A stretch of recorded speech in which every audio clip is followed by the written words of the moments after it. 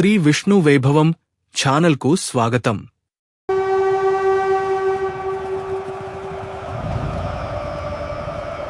హరే కృష్ణ. కృష్ణం వందే జగద్గురుం.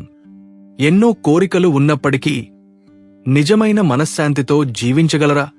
భగవద్గీత అధ్యాయం 2 శ్లోకం 70లో శ్రీకృష్ణ భగవానుడు చెప్పిన శాశ్వత జ్ఞానాన్ని వినండి. ఆపూర్యమాణమచల ప్రతిష్ఠం సముద్రమాపః ప్రవిశంతి యద్వత్ తద్వత్ కామాయం ప్రవిశంతి సర్వే స శాంతిమాప్నోతి న కామకామీ. దీని అర్థం, ఎన్నో నదులు సముద్రంలో కలిసినా సముద్రం తన ప్రశాంతతను కోల్పోదు. అలాగే ఎన్నో కోరికలు వచ్చినప్పటికీ వాటికి బానిస కాకుండా స్థిరంగా ఉండే వ్యక్తి నిజమైన శాంతిని పొందుతాడు. కాని కోరికల వెంట పరిగెత్తే వ్యక్తికి శాశ్వతమైన శాంతి లభించదు. ఈ శ్లోకం యొక్క జీవిత పాఠం: కోరికలను తీర్చుకోవడం వల్ల నిజమైన ఆనందం రాదు. ఒక కోరిక తీరితే మరొకటి పుడుతుంది.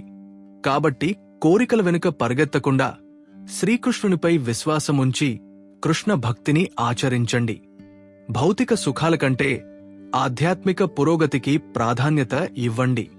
అప్పుడు సముద్రంలా స్థిరమైన మనస్సు, నిజమైన మనశ్శాంతి మరియు శాశ్వతమైన ఆనందం మీ సొంతమవుతాయి.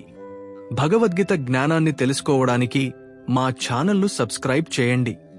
ఈ వీడియోను షేర్ చేయండి. భగవద్గీత ప్రచార యజ్ఞంలో మీరు కూడా భాగస్వాములు అవ్వండి మరియు శ్రీకృష్ణుని ఆశీస్సులు పొందండి. కృష్ణం వందే జగద్గురుం. శ్రీకృష్ణార్పణమస్తు.